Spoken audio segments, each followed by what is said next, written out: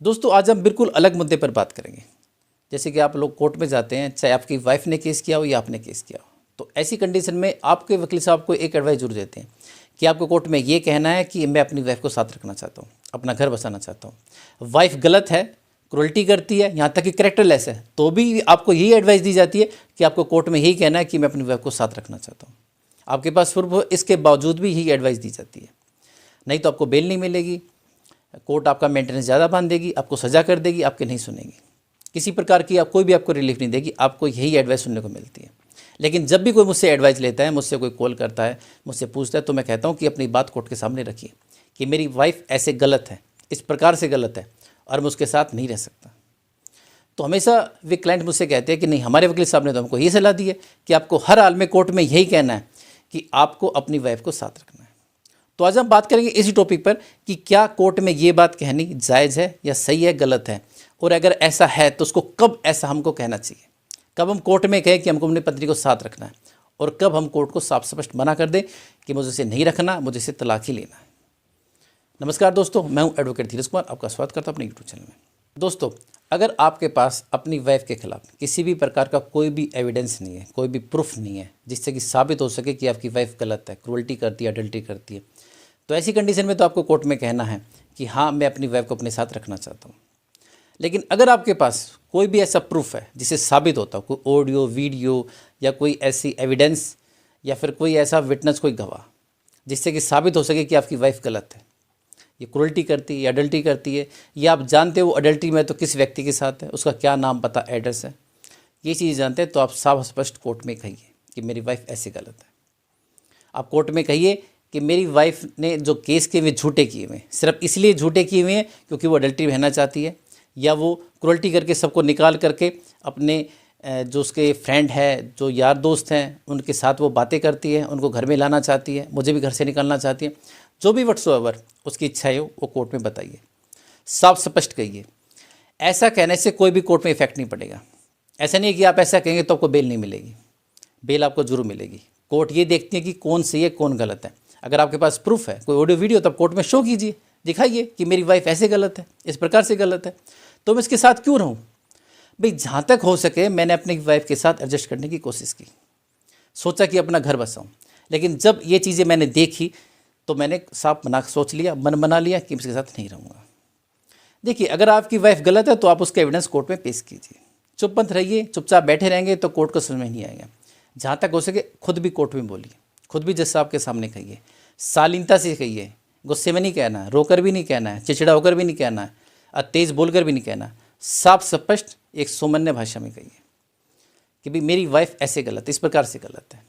अगर आपके पास प्रूफ है तो आप उसको क्यों नहीं दिखाएंगे, क्यों नहीं कोर्ट में कहेंगे। कोर्ट में कहिए कि आज तक मैंने एडजस्ट किया किसी तरह से कि घर बसे, लेकिन इन लास्ट से मेरे को लगा कि मेरी वाइफ नहीं सुधर सकती। भाई, कोई छोटी बच्ची तो है नहीं, बड़ी हो चुकी है।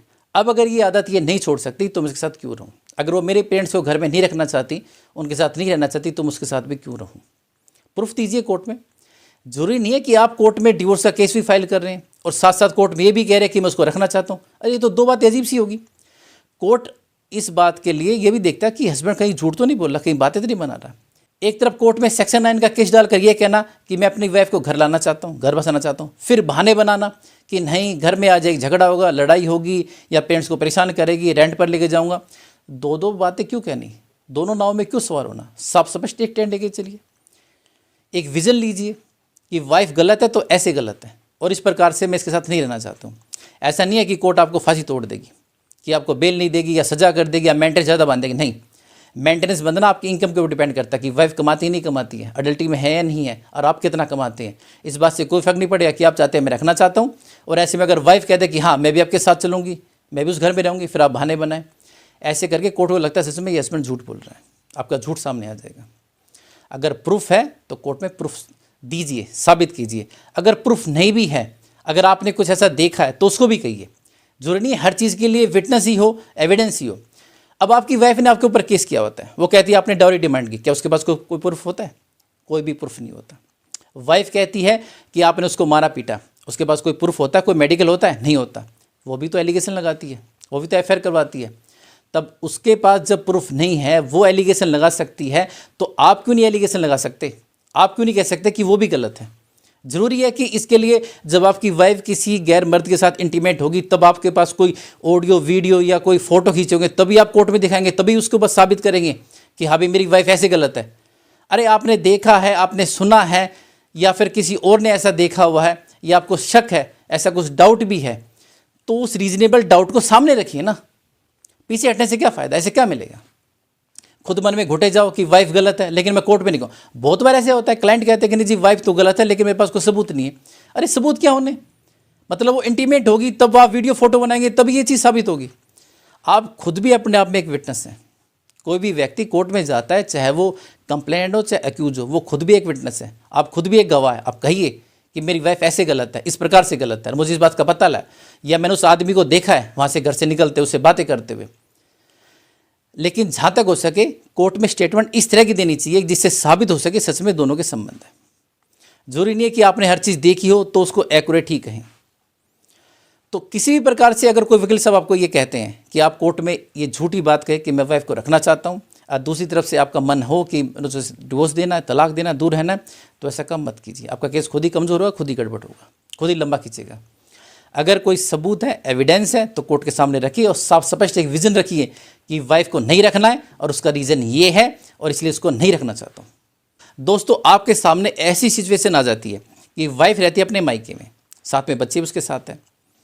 अब ऐसी कंडीशन में आपके पास किसी भी प्रकार का कोई भी ऐसा प्रूफ नहीं है जो कि साबित कर सके कि आपकी वाइफ क्रूरल्टी करती है, अडल्टी करती है। आपने कोई ऑडियो वीडियो नहीं बनाई और वाइफ वहाँ जाकर गलत है, आपको पता भी नहीं किसके साथ गलत है, ऐसे हवा में एलिगेशन भी लगाए जा सकते। तो ऐसी कंडीशन में आप कह सकते हैं कि वाइफ को रखना चाहता हूँ। तो ऐसी कंडीशन जहाँ भी पैदा हो तो वहाँ पर कहिए, लेकिन जहाँ प्रूफ है वहाँ साफ स्पष्ट कहिए कि मुझे नहीं रखना, उसका रीज़न ये है।